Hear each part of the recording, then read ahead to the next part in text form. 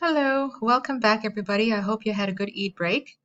So now we're going to be moving on to the radiation effects that are greater than and within the diagnostic range. So we're looking at early radiation effects, we're looking at late radiation effects, and we'll also be looking at effects on the embryo and the fetus and the child in this week's learning modules. The objectives in this learning module is to review the terms deterministic and stochastic. I know we've mentioned them before and we have defined them in prior lectures, but we have to review these terms in order to understand the early effects of radiation. We'll also be describing the 3 acute radiation syndromes linked to early effects. We have to explain the 2 stages that lead to acute radiation lethality. We have to define what lethal dose means and discuss any effects on the tissue that high doses of radiation may have. We will also be discussing the cytogenetic effects of radiation exposure. So we're going to be exploring such early effects from the most severe, which is death, to the most worrisome today, which is usually skin effects. Now, to convey that message to you, we'll start with a story about Alexander. Does anyone know who he is? Alexander Litvinenko, his life ended in 2006. This happened after radioactive poisoning, allegedly at the hands of his former colleagues, and was all to do with the power play and politics and betrayal. So the story is quite interesting. So Alexander was a former officer in the Russian Federal Security Service, and that's something like the FBI or the KGB in Russia. So he fled the country in 1999 after revealing an alleged plan by the FSB to kill a prominent businessman in Russia. Now, this businessman, his name was Boris, and he helped Vladimir Putin, the current president, to rise into power in 2000. But as soon as the president came into power, he stopped any political influence that this businessman, Boris, had. And Boris, because he felt like he was under attack by Vladimir Putin, he left the country and sought asylum in Britain. And Alexander Litvinenko and his family done the same. But when they arrived in Britain, Alexander didn't stop making accusations. He was opposed to Putin's way of life, he was opposed to his political style and his motives, and he had made statements and allegations that Putin had used his position to order the killings of many people and destroy video evidence of himself and other things as well. So, as a result of that, Alexander got a friendly visit from a couple of his buddies, his people that he worked with in the FSB years before.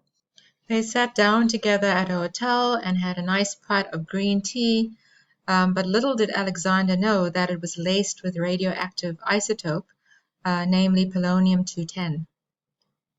Now, natural polonium is very rare. If you remember this from prior studies, Marie Curie, she was the one that found polonium and used it for medical purposes.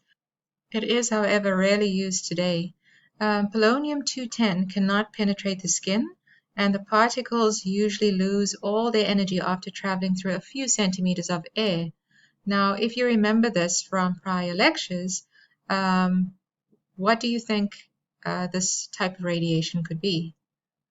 You may have guessed alpha, and if you have, you are correct. So it only passes through a few centimeters of air. You can put it in your shirt pocket and will not penetrate through your shirt or through the skin, but it is quite deadly if it is ingested or if it's inhaled. Now, from what I've read recently, they say that only about 100 micrograms of polonium can be extracted from 1 ton of uranium ore. And the reason I was looking this up was because uranium is found in nuclear power plants in Russia. So I was trying to trace that back to Russia to see, if you could trace the origins of the source.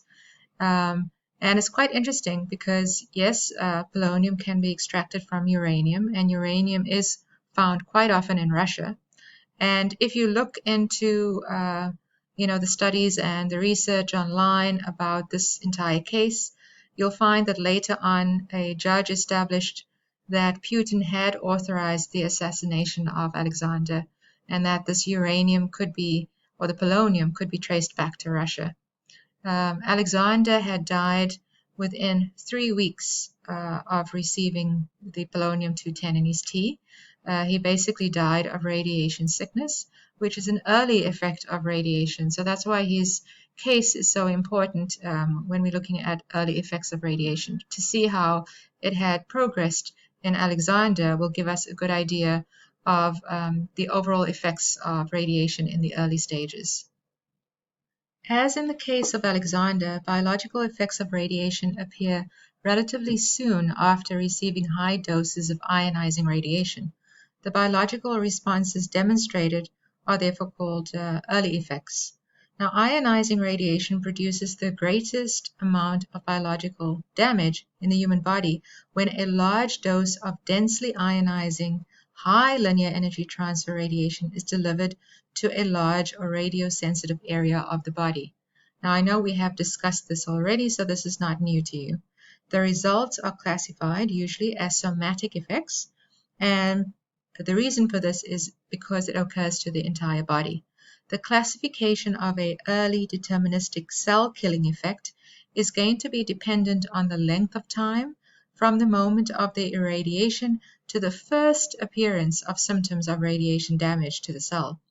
And as the radiation dose increases, of course, the severity of the early deterministic somatic effects also increases. And these results, they do have a threshold. There is a point at which they begin to appear and below which they are absent. So there's a certain amount of dose that's required to create a result or effect within the body. The amount of biological damage will depend on the actual absorbed dose of ionizing radiation. So once again, early deterministic somatic effects will depend on the time of the exposure to ionizing radiation, and they could or will appear within minutes, hours, days, or weeks. And early effects are usually precipitated by cell death. Once again, using Alexander as an example of this, a sequence of events, and that is a collection of signs and symptoms that follow a high-level radiation exposure, would usually lead to death within days or weeks, and this is called an acute radiation syndrome or radiation sickness. When the whole body is exposed to a dose of 6 gray of ionizing radiation, many manifestations, syndromes, and stages of organic damage will occur, and soon after and in succession, you will see early deterministic somatic effects that lead to radiation sickness. This once again results because of large doses of ionizing radiation delivered over a short period of time. Data from epidemiology studies of populations exposed to ionizing radiation, like atomic bomb survivors, have been used to study such incidents. The incident of radiation sickness or acute radiation syndrome will include symptoms like nausea and vomiting and diarrhea. And once again, like I've mentioned before, Hiroshima and Nagasaki and other radiation incidents are examples of people that have gone through radiation sickness or syndrome. Now, we have established that a substantial dose of ionizing radiation is required to produce biological changes soon after irradiation. The severity of the effects are dose-related, and early effects are precipitated by cell death. With the exception of certain lengthy, high-dose fluoro procedures, diagnostic imaging examinations do not usually impose radiation doses sufficient enough to cause early deterministic effects, and therefore they are usually of little concern in our modality, in X-ray. If early deterministic effects were to occur, the possible consequences would include nausea and fatigue, erythema, epilation, blood disorders, dry and moist desquamation, reduced sperm count, temporary or permanent sterility in males and females.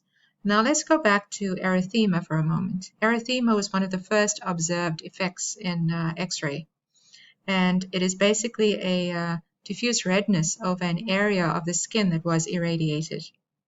The doses at which the skin reddening could occur varies in the textbook. One textbook says from 3 gray onwards, and the other says 2 to 10 gray.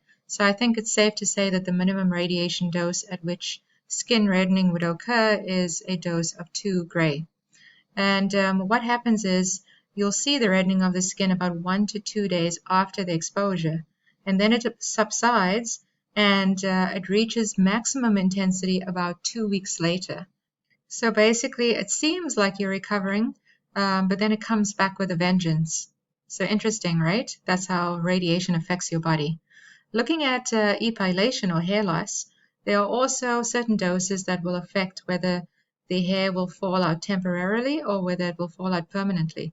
And they discovered this back in the day when they were using radiation to treat diseases such as ringworm. And ringworm was successfully treated and cured by irradiating a certain area of the skin.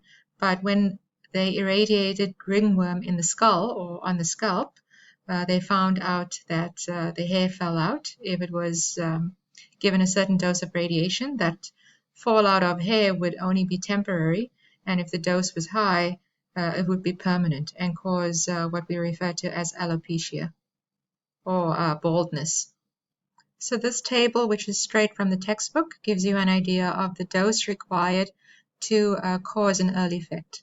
And like I mentioned before, here they say 2 gray or sievert is required to cause skin reddening, whereas in the Bushong textbook, it says that 3 gray is required. So in this case, we will just stick with the 2 gray for the purposes of quizzes and tests. 2 gray is the minimum that will result in skin reddening.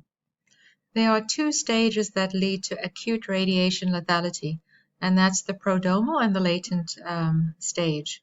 Now, within that, there are 4 major response stages, which are linked to acute radiation syndrome, which we'll discuss in a minute.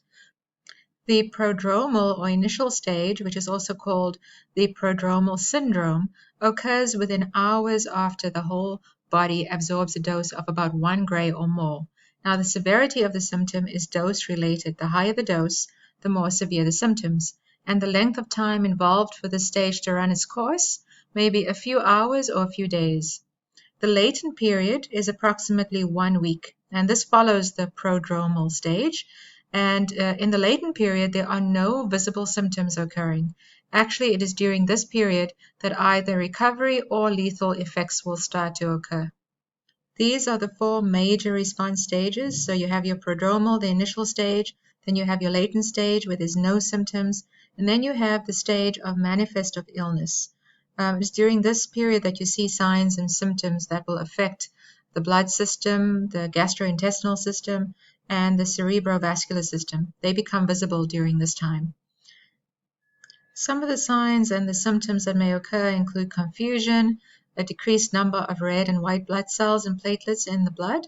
There'll be fluid loss, dehydration. The person may lose their hair, so epilation. The person may be exhausted, could be vomiting. There could be severe diarrhea, fever, headaches, infection, and even hemorrhage. And cardiovascular collapse could occur if the dose is really high. The patient or the person becomes emaciated because they can't eat or drink anything, and the body is not absorbing any nutrients, and eventually they die. And this was the case with Alexander Litvinenko. With a sublethal dose of about 2 to 3 gray, the exposed person could possibly pass through the first 3 stages. They show severe symptoms and they could recover. Sublethal doses of 6 to 10 gray, recovery is unlikely, but it could occur, and if it does, it will be within 3 months' time. And if they do recover, there would be late effects, as radiation damage could lead to cancer later on. So before moving on to the 3 lethal syndromes, we're at the 15 mark about now, so I'd like you all to take a break, 10 to 15 minutes break, and then we'll restart real soon.